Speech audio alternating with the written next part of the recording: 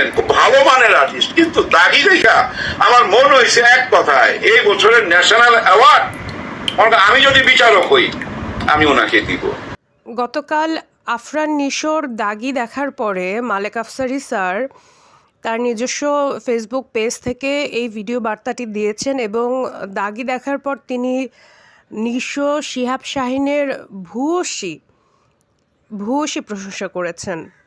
ওনার মতো একজন পরিচালকের মুখ থেকে এরকম প্রশংসা শোনার পর আমার মনে হয় দাগি টিম আরও বেশি উজ্জীবিত হবে এবং উনি যদি এই কথাগুলো না বলে উনি যদি সত্যি অন্য অ্যাঙ্গেলে পক্ষপাতমূলক কথাবার্তা বলতো তাহলে বরং এখানে ওনার ব্যক্তিত্বটাও আমাদের কাছে ছোট মনে হইতো এবং ওনার কথাবার্তার কিন্তু ভার তখন আর আমাদের কাছে থাকতো না। কিন্তু যেহেতু স্যার সাকিবিয়ান হওয়া সত্ত্বেও নিশোর এরকম ভূয়সী প্রশংসা করেছেন এবং উনি বলেছেন যে এবছরের ন্যাশনাল অ্যাওয়ার্ড পাবে হচ্ছে, মানে উনি যদি বিচারক মণ্ডলীর কাতারে থাকতেন এবার নিশোকে দিতেন। এবং ট্রাস্ট মি, আমারও কিন্তু এই দাগি মুভিটাকে নিয়ে এটাই মনে হয়েছে যে এবারের ন্যাশনাল অ্যাওয়ার্ড কিন্তু পাওয়ার মতো যোগ্যতা আসলে নিশোরই আছে। আপনি যদি অভিনয় দেখেন, ন্যাশনাল অ্যাওয়ার্ডগুলো আসলে টোটালি পায় হচ্ছে অভিনয়ের উপর ডিপেন্ড করে, কে কতটা ন্যাচারালি হচ্ছে একটা সিনকে ফুটায় তুলতে পারছে, আর্টিফিশিয়াল কিছুই নাই। তো ন্যাশনাল অ্যাওয়ার্ড কিন্তু এমন একটা মুভিও পেতে পারে যে মুভিটা হয়তো হলে একজনও দেখে নাই। যেমন আমরা যদি বলি যে শিমু চলচ্চিত্রের শিমু নামে একটা মুভি রিলিজ হয়েছিল, সেই মুভির নায়িকাটা হচ্ছে ন্যাশনাল অ্যাওয়ার্ড পাইছিল, অথচ ওই বছর কিন্তু অনেক ভালো ভালো super duper hit movie release হয়েছিল। এটা সম্ভবত 2023-এর জাতীয় চলচ্চিত্র পুরস্কারের কথা বলতেছি। ইন দ্যাট সেন্স আপনি দেখেন নিশোর এত ন্যাচারাল অভিনয় এবং না কোনো কিছু সে বাড়িয়ে করেছে না কোনো কিছু সে কমিয়ে করেছে, এবং এই যে কথাটা বলার যে সাহস আমাদের মালেক আফসারী স্যার রেখেছেন যে ন্যাশনাল অ্যাওয়ার্ড পাওয়ার যোগ্য হচ্ছে আফরান নিশোর, এবং উনি জানে ভালো করে যে ওনার পেজে কিন্তু সব সাকিবিয়ান, এই জন্য ওনাকে স্যালুট। এবং এই জন্য হচ্ছে উনি সবার থেকে আলাদা, এই জন্য ওনাকে আমার সবচেয়ে ভাল লাগে যে উনি কাউকে আসলে তেলায় না।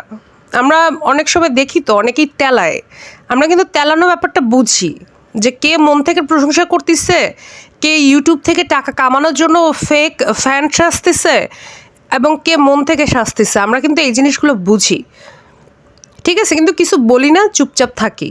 তো ইনি কিন্তু একজন রিয়েল হচ্ছে চলচ্চিত্রের যে পরিচালক, অভিভাবক, তার মতো করে কথা বলছে। কারণ একজন অভিভাবকের কাছে শাকিব খানের ভূমিকাও যতটুকু, শাকিব খানকেও তিনি যতটুকু ভালোবাসবেন, নিশোকেও ততটুকু ভালোবাসবেন। কিন্তু যেহেতু শাকিব খানের সাথে তিনি 5টা চলচ্চিত্র করেছেন, এই জন্য হয়তো তার প্রতি তার উইকনেস থাকবে। এবং শাকিব খান যেহেতু মেগাস্টার, শাকিব খান কিন্তু আলাদা একটা জায়গা অবশ্যই দখল করে রাখবে, শাকিব খানের সাথে কারোই তুলনা হবে না। কিন্তু উনি যে দম রেখে সাহস রেখে উনি সত্য কথাটা বলেছেন এবং মানে দাগির এত প্রশংসা করেছেন, এবং বিশ্বাস করেন একটা কথাও কিন্তু অসত্য বলে নাই, মিথ্যা বলে নাই। তো আশা করি দাগির টিম এই ওনার ইন্টারভিউটা দেখার পরে অনেক বেশি খুশি হবে।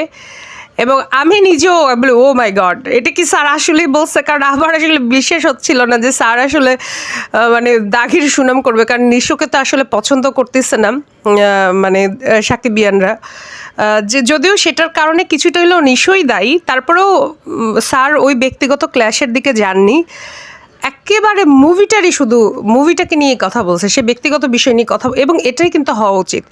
যে কোনো একজন মুভি রিভিউয়ার বলি আমরা, ক্রিটিক বলি, তার কিন্তু ব্যক্তিগত দ্বন্দ্বের বাইরে গিয়ে হচ্ছে একটা মুভিকে বিচার করা উচিত। আমি শাকিব খানকে অনেক পছন্দ করি, কিন্তু তার মুভি ভালো না হলে আমি যদি তার মুভি ভালো বলি, এটা তো একটা প্রকৃত ক্রিটিকের লক্ষণ না। আজকে শাকিব খানকে নিয়ে এত সমালোচনা হয়েছে বলেই তো আজকের এই শাকিব খান হইতে পারছে। ওই সময় যদি শাকিব খানকে নিয়ে এত সমালোচনা না হইতো তাহলে তো আজকের এই শাকিব খানকে আমরা পাইতাম না। সমালোচনা ম্যাটার করে, সমালোচনার দরকার আছে, সমালোচনা গ্রহণ করার মতো ক্ষমতাও থাকতে হবে, এটাই কিন্তু প্রকৃত ম্যাচিউরিটি। ধন্যবাদ।